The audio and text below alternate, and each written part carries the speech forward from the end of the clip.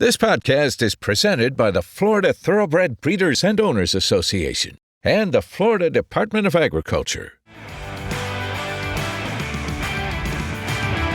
Hi, Lynn. I'm so glad you came in the studio today to talk a little bit about IFAS Ag Extension programs. Welcome.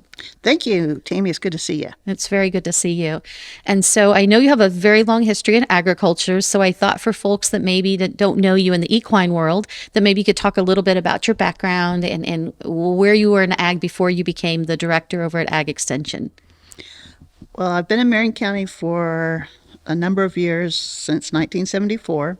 Went to Forest High School, and I was in the 4-H program when I was in high school, very much involved with the horse projects and showing and doing things that direction. And I really enjoyed 4-H, and so I wanted as a career to be involved with that. And so I went to So you knew school. it early on that you wanted to be doing what you're doing today? Correct. And it was from my experience in 4-H. And so I decided to go to school to become an extension agent, a 4-H agent.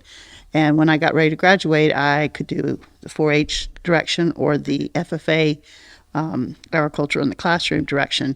And so I decided to go that way for the first 19 years of my career, taught animal science with an emphasis in horse equine science. And we actually had a mare. We were able to get a mare, have her on the property, breeder, sell her at OBS, sells, or not her, but her foals. Her baby, yeah. And had a real good program that way. I have a lot of students in the community that are currently in the industry. And it's been a great career the first 19 years.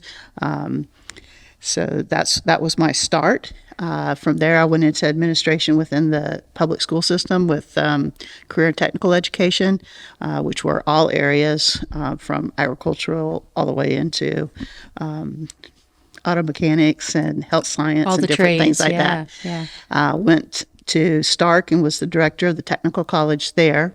They did have a pretty strong agricultural program, but not necessarily an equine program. But I was still living in Marion County. So when the opportunity came available for me to be the extension director, I jumped at it and knew that that would be my dream job, because that's actually what I wanted to do from the time that I was in high school, freshman in high school.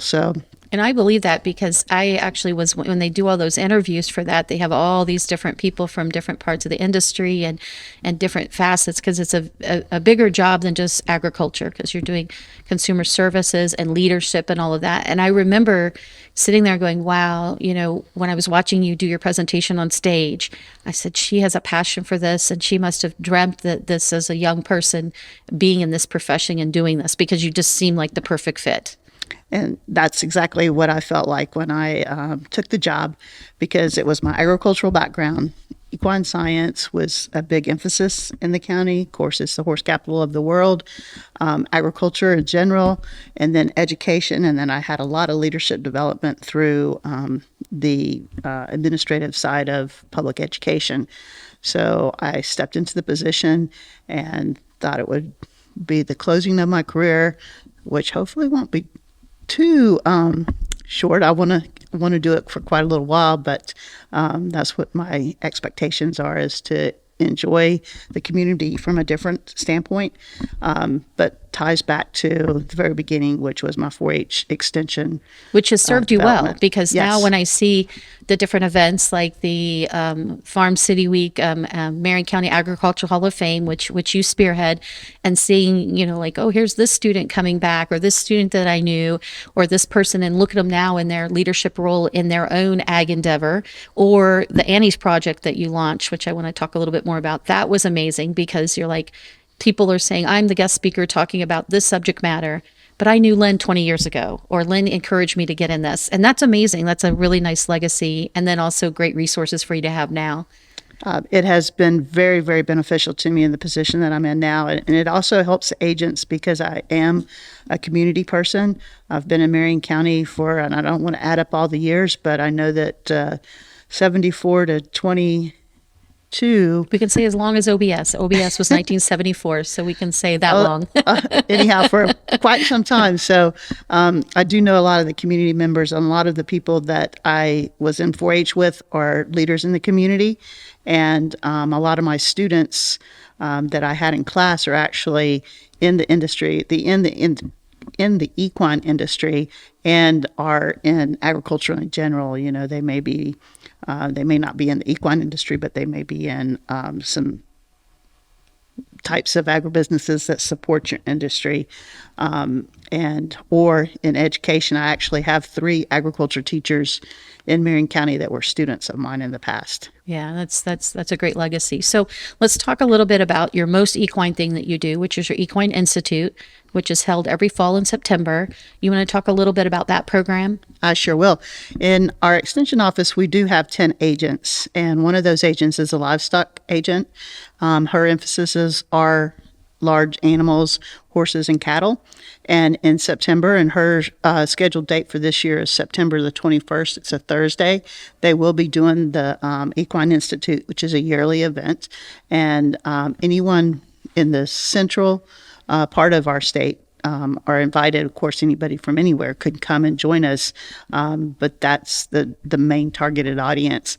And all the agents within the central district, there's 13 agents within our area that are livestock and horse oriented, and they'll bring in specialists that come in and talk specific about maybe training aspects, maybe feed, maybe farriers that do the feet and show the equipment that direction, and just whatever happens to be some hot topics in the equine industry to help the producers and owners here in the county. Yeah, and they do reach out to us as an association and also producers to ask what that content will be like each year. So it's not the same thing each year. Like you said, it's based on feedback from those in Central Florida and what they're seeing as an equine practitioner.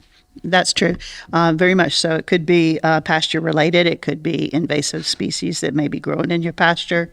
And the Central Florida Livestock Agents Group, the CFLAG group, they can go on, or you can go on that website and find different events that are related to pasture management, just training, maybe about stomach issues, manure maybe management, ulcers, best manure practices, management, I know. best practices, all those kinds of things. So she does have that. She also has a pasture school. She does programs on, well, she actually has a short course that you can take online through the University of Florida that's opened. You can register for that. And Pasture management, and that's Caitlin Bainham, who now got married, so I don't know her. Justison. Okay. So congratulations to her. But yes, so she's got that other program out there, pasture management, which is, and a lot of this is hands-on on site too, and then some is online, which the online content that you guys produce is amazing because you almost feel like you're actually there. And a lot of those things, when they walk the fields and show things, I feel like you get a good sense of it. So if you can't be there in person and do it online, it's still very effective. That's true. And a lot of times they'll actually shoot footage out in the fields so that you can see the practice. And of course, Caitlin also can come to the farm and do individual site visits and give recommendations that direction too. Along with Caitlin, we do have several other agents that work in the industry or may be beneficial to the equine industry. We have a water resource agent. We have an ag and natural resource agent that does a lot with farm manure management, composting, your ponds that are on the farm that may need some pond management suggestions. If you have invasive species as far as animals and or plants, they can give you some advice that direction. So they have a lot of educational resources available to you.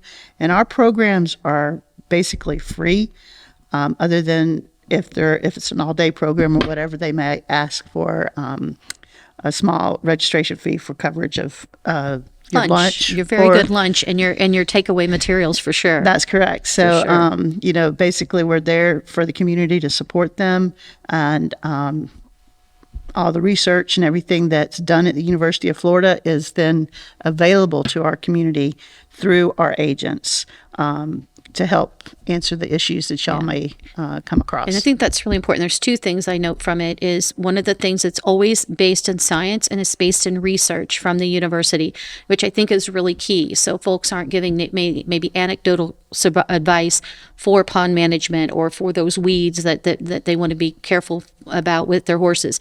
And so it's actually science-based. They've got great data. So when you say pasture management, it increases yields. Also for water quality, that's tested, and even in your soil testing. And then on the other side of that, I think that the team really works well together to create programs that are effective for both their audiences. So if it's somebody with the plant area, they team with the equine person, and all of a sudden now you have this, weeds that you need to watch for with your equines, or whatever that looks like. And so those two things I think work really well. And the research part I think is really key, that stands out from maybe other presentations that they might find somewhere else. That's very true, Tammy. The research-based information is critical to our programs. We're an extension of the University of Florida, and we're held to the same standards that the University of Florida employees, researchers, and all are held to. We're looking for how does the information that we present to the community impact the community in a positive way. And so that's really important to us. And when you talked about the collaboration between the agents, a lot of the programs and a lot of best management practices are based on what's best for the producer and the environment. So I know sometimes that can be a touchy situation because it might be a little bit more expensive or maybe more time consuming, but with the amount of water resources we have here in Marion County, it's extremely important for us to preserve those resources. So combining the efforts of more than one researcher or more than one topic and bringing it together and providing the solution for the total problem or project is key to some of the programs we have. Yeah, it gives a bigger audience. And then again, the idea is to it's not about being fast and quick. It's about that quality and your best practices being put in place. And, a good example is, I know Caitlin's talked to me about some different farm visits where someone did have a pond management issue. And it was going to be maybe detrimental, not just to maybe equines, but their wildlife and just the pond in general for its health. And they walked through what that looks like on a farm. So the on-site farm visits are an element of that, and it does not cost. And I think a lot of people do think, well, that they're going to charge me. And the thing is, that's the whole idea of extensions. It extends out to our community to help our community. That's correct. And the whole extension service was a partnership between the government, the county governments, and the University of Florida, and they're all done through the land-grant universities, which University of Florida is a land-grant university, and also in Florida we have FAMU, which is in Tallahassee, that's a land-grant university. And each one of your states have land-grant universities, in every county in the state of Florida, and most every county in all states do have extension offices. And I believe in land-grant universities. I graduated from one in Missouri, and then I also was a big Addie, so I connect with all of that on every level. Thanks so much for coming in. Thanks for having me.